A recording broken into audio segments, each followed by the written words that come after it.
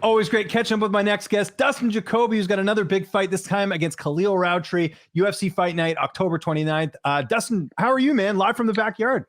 Yeah, I'm great, man. Life is good. I'm really looking forward to this matchup with Khalil. I've been had a little sickness running through me the past couple days. I'm trying to get it worked out so you can kind of hear it in my voice. But we also had a tough practice this morning. Little dehydrated. I've already went through 1 gallon of water. I'm working on my second one. So camp's been going good, man. I'm looking forward to the fight. Well, that makes two of us. I got a cold too. It's because I got two kids. It's inevitable you're going to get sick eventually. But before we talk about anything, we got to talk about this backyard you have. You said this is relatively new. It looks nice, man. Yeah, after my last fight, my wife and I just purchased a new home in September, and we've been here short term. I've been here a few weeks, and we've been doing a lot of work to the place. So we're not quite settled in yet, but we're very happy, very excited about the space we have. The backyard's beautiful, tons of room for my DAC man to run around, my dog. So we are very happy, and I'm looking at this fight as defending the fort, man. I got to defend everything that's mine, and I'm looking forward to doing that October 29th. Any putting green in the backyard? Not yet, but there will be, you know, Yeah, I as was going soon to as say. yeah, I've got some plans. It's nothing too quick, but I have a ton of space up top above the rocks, and I plan on putting a little chipping putting green back there, all in due time. Yeah, you got your priorities straight. I like that. Khalil, obviously not a ranked opponent, but you had to have been excited to get this fight because this is a guy that's gonna, nice challenge for both of you. I think a really good matchup. Yeah, absolutely. And I think I have a little feather in the cap when I go against him. Khalil turned me down in March when I fought Mikhail, Well, and yeah, yeah, yeah. Olszewski, and I always butcher his last name, and that's why I try to not say it. But yeah, he turned me down for that fight. Mikhail stepped up. I ended up winning that fight, and of course, I got the big finish against Eun Jung. I wanted a higher ranked opponent. I asked for Volkan Ozdemir. He had just beat Paul Craig about the same time that I beat Eun Jung, and he was asking for a higher ranked opponent, which is rightfully so. When you're in the top 10, you're not really looking at number 14 or 13. You're looking at 4, 5, 6, anybody ahead of you. So he declined respectfully, and then they offered Khalil again, and I said, of course, if that's what the matchup you want to give me, and he accepted this time. So I don't know what changed from earlier this year to here, but here we are. It's a great matchup, and yeah, he's a very tough opponent. He's got a lot of power, and I'm looking forward to going there and getting the job done. Like, how excited are you though that obviously he's known for his obviously his striking and everything, but you're you were a glory kickboxer, like you've been in there, you've had that experience as well. Like, it's kind of going to be a test of who has the better striking, and I'm sure you feel great just with your background. Well, yeah, absolutely, man. I feel great. Again, yeah, when I look at him, his strength is stand up. He's got a lot of power. But I fought the best stand up fighters in the world. I took my licks and in glory kickboxing, and I rose to the top, and I fought the absolute best there is in glory, and that's where a lot of my confidence comes from. That's where this run that I'm on right now, I credit a lot of that to the glory kickboxing career and to the glory kickboxing days of just making me a better fighter. And I think that I'm a better fighter than Khalil every which way. And the cool thing is, I get to go prove that. Yeah. Training camp, anything different? I know Josh Frem's got a fight coming up. Cody Brundage, usual cast of characters. Yeah, usual cast of characters. We got Rob Wilkinson fighting for the light heavyweight PFL championship in November. We got Cody fighting the week before in November. Josh Frem's fighting on the same card as me. So, yeah, we've been grinding. The big boys have been getting after it. It's been a great camp for all of us. And as the old saying goes, iron sharpens iron, and that's what we've been doing, man. We've got those four guys right there, just a great group of individuals and hard workers, and we push each other to be better every day. What's the room been like this week with, I know it's not your weight class, obviously, but Jonathan Martinez getting that win on Saturday. That was pretty cool, Oh, him beating Cub yeah. Swanson. Yeah, man, we were all fired up, and I like Cub Swanson. I've always looked up to him. I've always thought he was a great fighter, and I thought this was a huge opportunity for Jonathan to go out there and really, showcase who he was, and to beat, a guy at the top of the weight class, and a guy that's been there for a long time. And he did exactly what I knew he would, man. Jonathan is such a cool, quiet kid, but he is an absolute killer. His leg kicks are devastating. His kicks in general are devastating. He's got a ton of power. And like I told him right after the fight, man, killer's killing. You's a killer, my man. So we are very happy for him, and he's one of the A-list premier fighters on our team that we all look up to and look forward to watching compete. And now I got to go follow that, man. It's super cool. Weight cut, you mentioned there, obviously drinking a lot of water, everything going according to plan ahead of this one. Yeah, everything's going according to plan, man. If it's not broken, don't fix it. You know, we still got our coaches at Landau Performance that fine tune us through each camp, and of course the general Mark Montoya and all the coaches at Factory X. We've just been steady working like per usual, man. My goal this year was to get 3 fights, get 3 wins, and get into the top 10. Here I get an opportunity to cross 2 of the 3 off. I think I'm going to fall short just a little bit of the top 10, but I'm certain that I go in there and I get a nice finish and put on a great performance. I'll be getting a top 10 opponent and hopefully early next year and set a new list of goals and go conquer them. Coach Montoya, I'm sure will be in your corner. Who else is going to be in the cage with you that night? Yeah, we got Mark Montoya, Cody Brundage will be there with me per usual, and my boy Randy Caruso, who's another veteran of the fight team and retired now from fighting, but he's a great coach, has a lot of great input, and I feel comfortable with those guys in my corner. We're going to keep it rolling. How's this fight playing out? I know you and Khalil don't like getting paid by the hour. You want to go out there and make it a short night, but what can fans expect? I mean, this has got fight of the night written all over it. Yeah, it's going to be a great fight. I tell you what, I tasted that performance bonus in my last fight. I'm very eager, and I'm going to be doing everything I can to get another one of those. And I think it's going to be a tough fight. I think Khalil's going to come out super tough, and it's going to be a tough round one. But there's no doubt in my mind. I think I can break Khalil, and I think that I can get the better of the stand up. I can get the better of the cage work. I can get the better of the ground. So I'm certainly looking to go in there and finish the fight, no matter what, do whatever it takes to finish. And I think I will get the job done. You are probably one of the best people to ask about this. We've got that title fight coming up at UFC 281 between Israel Adesanya, Alex Pereira, 2 former kickboxers. They fought each other already in kickboxing, now going to be fighting in MMA for the middleweight title. What do you think of that fight? How do you think that fight plays out? Because that's so interesting to me. Yeah, it's a very interesting fight. I think it's going to be a human chess match on the feet. They're going to, I think it's going to start a little bit slow. Guys are going to feel each other out. I think Adesanya is going to be on top of his game. I think he's got a big point to make in this fight, and I know he's very determined to get the win.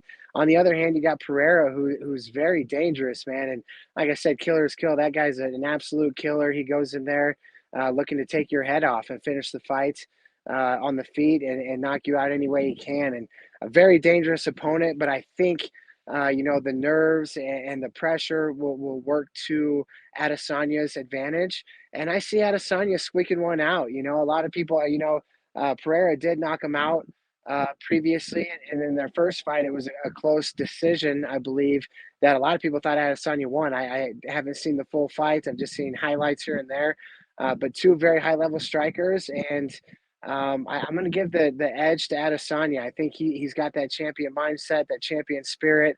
Not saying Pereira doesn't. I just think that he gets it done slightly. Just trying to remember. I know you signed a new contract recently. You have a couple more fights left on that contract, if I'm not mistaken. So, well, I've been blowing through these contracts. Actually, this is the last fight on my current contract. Oh, So wow. Okay. that's another, another feather in the cap per se. Another reason to go out there and do really well and go re up and sign a new contract with the UFC and just keep it rolling. You think you get enough credit? I mean, you haven't lost in the UFC like since in the second stint, I should say. I mean, people forget you had the stint way back when, but do you feel like you don't get the respect you deserve? Because I'm looking at your win streak and I'm like, how is this guy not in the rankings? Yeah, I know, right? I mean, I do feel a little disrespected, but at the same time, I also feel like the UFC's, they're giving me fun matchups. They're giving me favorable matchups. They're giving me, I can't argue with the matchups. I thought I had a tough test against Un Jung. He's an up and comer North Korean guy. Was 4-0 in the UFC, 15 fight unbeaten streak. I thought that it's easier to push a guy like that has a whole country behind him. I went out there and defended the turf once again, man, and I think they give me a high profile matchup in Khalil, a guy that goes out there and looks like a monster or not. And if I can go out there and get a big win, I think I'm going to break into the top 10. I feel a little disrespected by the fans and people that don't really throw that too much attention on that. But at the same time, I enjoy working in silence, moving in silence, working in the dark, and as long as I keep winning and cashing my checks, my life's good. I'm happy. So the fame and fortune, that all comes. Just got to keep winning fights. With weather like you got behind you, getting in any golfing, or is that kind of taking a pause with this fight coming up? Well, it's not necessarily the fight coming up. It's just this new place that we got, and of course the fight as well. But I've just been so busy, man. Unfortunately, I've not been getting out as much as I would like to. And we've been having the past 20 days. It's just been phenomenal weather. There's really no end in sight. In Colorado this time of year, super beautiful. I've got an elk hunt planned the week after my fights. I'll go up there and hopefully get some meat for the freezer, and then I'll definitely be golfing as many times as I can till the end of the year. And that's another thing. Colorado, people think Colorado, they think cold, they think snow. While it will come and it does come, there's plenty of days just like this that you see right now through the end of the year. And I'll be getting out there, man. I picked up a new sponsor in Travis Matthews, and they've been sending me some really cool gear. So want to give a shout out to those guys. Been trying to lock that down for a while now, and now they make me look fresh on the course. It makes me play even better. So I've been eager to get out there. I haven't even been able to use the full wardrobe yet. I got to go check them out. I'm like obsessed with golf shirts now because not only can I use them golfing, but I can wear them for work or whatever. Right? Yeah. So yeah, I'll check those out because I love golf shirts, man. That's like, especially being a dad, you kind of have to fit the role, right? To wear the golf Yeah. shirts. So. No different than what you're wearing right now. It looks good. Exactly. Bonobos. On and off the These course. guys are great too. I have their golf pants. They're amazing. So they're like, Okay. yeah, I highly recommend it. I'll tell you one thing that was a game changer. I got to mention this just quickly. And if you don't play golf, you can probably turn this interview off. But I got a new golf cart, like a push cart. And what a game changer that is. So I had a gift certificate to Golf Town, and I was like, okay, I got to use this up. And so I got a golf cart, and I hated it. Took forever to take out. It was just one of those like cheaper ones, right? And it just had fit the amount on the gift certificate. So I'm like, enough's enough. Like because it was messing up my game a bit because I'd be starting and my cart wasn't working. So I bought one made by Bag Boy. This thing, you take the handle, you push it down, it automatically comes up. It's got the nice straps. Game changer. I will tell people out there, invest in a good push cart because it makes a huge difference if you're not using a power cart, that is. Yeah, I'm definitely a rider, man. I train all morning long. The last thing I want to do is go walk the course. I'll always be a rider. It's funny. I had a buddy, Chris Camozzi, one time. This was years ago, but we went to play a golf course, and it ended up being a par three course. And when we went there, it was like a retirement community. And when we pulled up, I remember Chris was like, "Is this Heaven's Waiting Gates? Like, what the hell, you know?"